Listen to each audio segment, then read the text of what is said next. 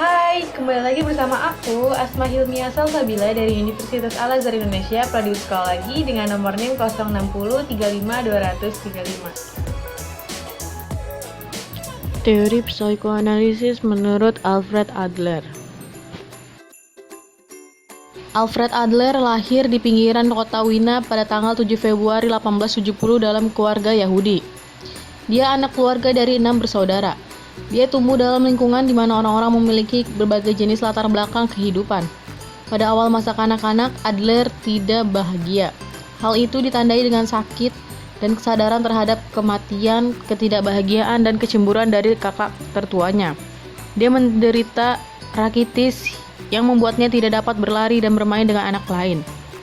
Pada umur 3 tahun, dia menyaksikan kematian adik bungsunya. Pada umur 4 tahun, Adler sendiri sudah sangat dekat dengan kematian karena pneumonia. Teori Adler mengenai dinamika kepribadian. Adler berpendapat bahwa manusia pertama-tama dimotivasikan oleh dorongan-dorongan sosial. Dorongan sosial adalah sesuatu yang dibawa sejak lahir, meskipun tipe-tipe khusus berhubungan dengan orang dan perantara-perantara sosial yang berkembang ditentukan oleh corak masyarakat tempat orang itu dilahirkan. Pandangan Alfred Adler tentang perilaku manusia itu terbagi menjadi 7 prinsip. Yang pertama-tama itu prinsip rasa rendah diri atau inferiority principle.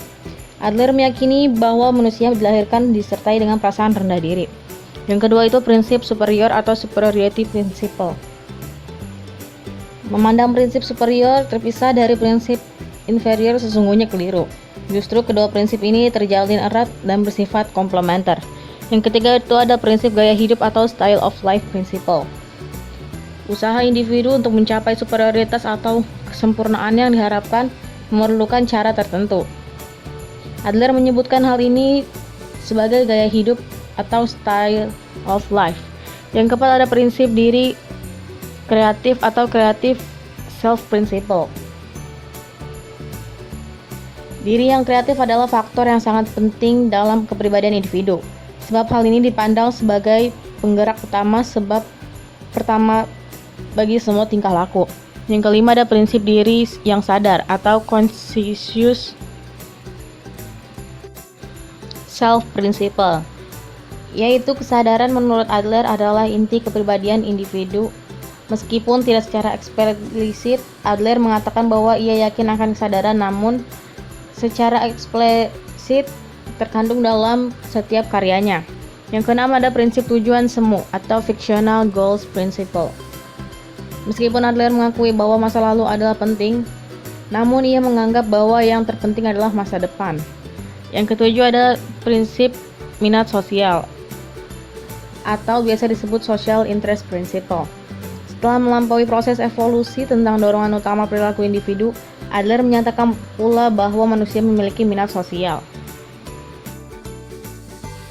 Penelitian khas Adler mengenai urutan kelahiran. Yang pertama itu ada anak pertama. Anak pertama menemukan dirinya dalam keunikan dan dalam bahasa situasi yang patut ditiru.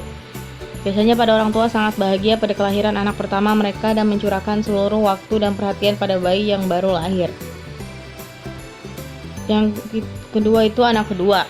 Pada awalnya menentukan model pada saudara kandung yang tertua. Anak kedua tidak sebagai anak yang kesepian, tapi selalu memiliki contoh dari perilaku saudara kandung yang tertua sebagai model atau ancaman untuk bersaing dengannya. Yang ketiga itu ada anak paling muda.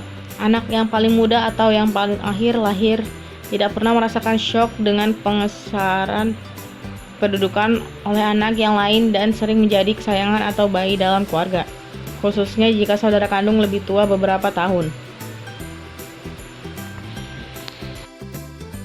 Gambaran Adler tentang sifat manusia adalah sederhana. Masing-masing orang adalah unik dan memiliki kemauan dan pilihan yang bebas untuk menciptakan dirinya. Meskipun aspek-aspek tertentu dari sifat manusia adalah pembawaan dari lahir seperti minat sosial dan mengejar kesempurnaan, itu adalah pengalaman yang menentukan seberapa baik kecenderungan pewarisan ini akan direalisasikan. Dalam pandangan Adler, pengaruh masa kanak-kanak penting, khususnya urutan kelakuan dan hubungan dengan orang tua.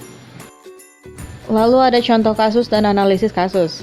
Menurut Suran dan Rizzo 1979 dikutip mengusung 1998, low vision merupakan kemampuan mata untuk melihat sebagian atau kurang awas.